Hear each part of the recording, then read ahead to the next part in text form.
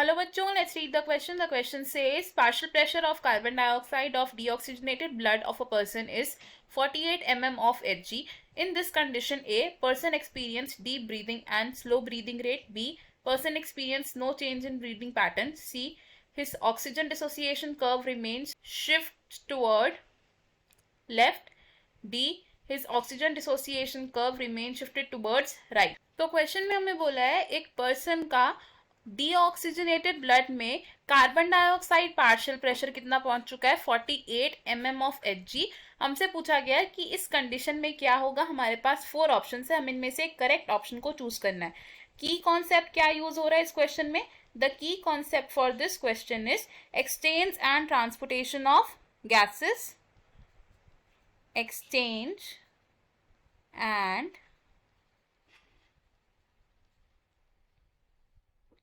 Transportation of gases. तो respiration के दौरान कौन कौन सी गैसेस का एक्सचेंज और ट्रांसपोर्टेशन होता है.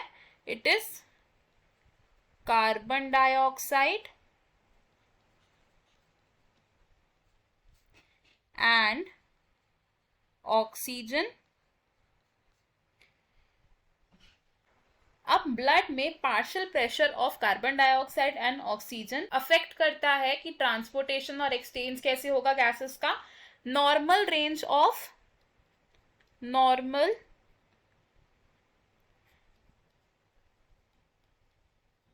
Partial pressure of carbon dioxide यानी कि PCO2 कितना होता है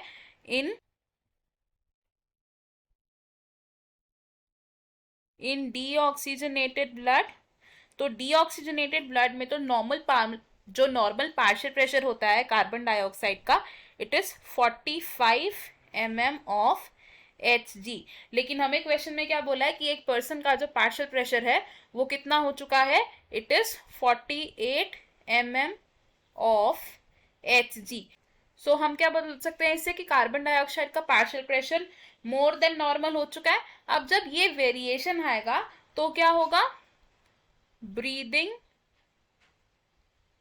रेट फास्ट हो जाएगा एंड डीप हो जाएगा बिकॉज ऑक्सीजन की रिक्वायरमेंट होगी. अब जनरली क्या होता है इन नॉर्मल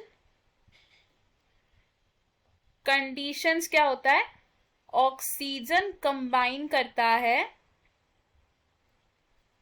हीमोग्लोबिन के साथ और क्या फॉर्म करता है ये ऑक्सी हीमोग्लोबिन फॉर्म करता है. लेकिन इस ऑक्सी हीमोग्लोबिन की फॉर्मेशन को जो फैक्टर्स अफेक्ट करते हैं वो क्या है. It is the partial pressure of carbon dioxide, H+ ion concentration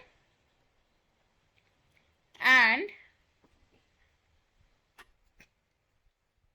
temperature. तो अगर हम देख रहे हैं कि कार्बन डाइऑक्साइड का पार्शियल प्रेशर इंक्रीज हो चुका है तो इस इंक्रीज की वजह से क्या होगा, ऑक्सी हीमोग्लोबिन से ऑक्सीजन डिसोसिएट होगा. This will lead to dissociation of oxygen from oxy haemoglobin. और जब ऑक्सी हीमोग्लोबिन से ऑक्सीजन का डिसोसिएशन होगा तो जो हमारा ऑक्सीजन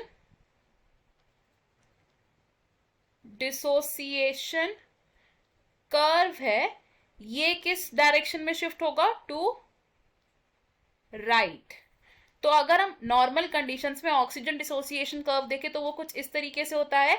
एक्स एक्सिस पर प्रेजेंट होता है हमारा partial pressure of oxygen and Y axis पर प्रेजेंट होता है percentage saturation of haemoglobin with oxygen. अब नॉर्मल कंडीशंस में अगर हमें इस तरीके से ग्राफ मिलता है which is a sigmoid shape graph, लेकिन अगर if partial pressure of carbon dioxide increase हो जाता है तो उसकी वजह से हम क्या बोल रहे हैं कि ग्राफ शिफ्ट होगा टू राइट हैंड साइड. तो ग्राफ कैसा लगेगा फिर, it will look somewhat like this.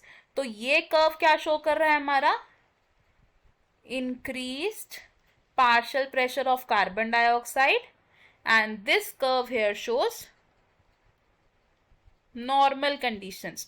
तो हमारे पास जो ऑप्शंस है, इन ऑप्शंस में से हम क्या बता सकते हैं? ऑप्शन ए रॉन्ग होगा because it says person experiences deep breathing and slow breathing rate, लेकिन ब्रीदिंग रेट कैसा हो जाता है? फास्ट हो जाता है। ऑप्शन बी भी रॉन्ग होगा because it says there is no change in breathing pattern, लेकिन ब्रीदिंग पैटर्न पर्सन का चेंज होगा अगर partial pressure of carbon dioxide या ऑक्सीजन में कोई वेरिएशन आएगा। Option C says his oxygen dissociation curve remains shift towards left, ये option भी रॉन्ग होगा बिकॉज कार्बन डाइऑक्साइड के पार्शियल प्रेशर की इंक्रीज की वजह से लेफ्ट की तरफ ग्राफ शिफ्ट नहीं होता। ऑप्शन डी हमारा करेक्ट होगा बिकॉज हमारा ऑक्सीजन डिसोसिएशन कर्व शिफ्ट करेगा towards the right hand side.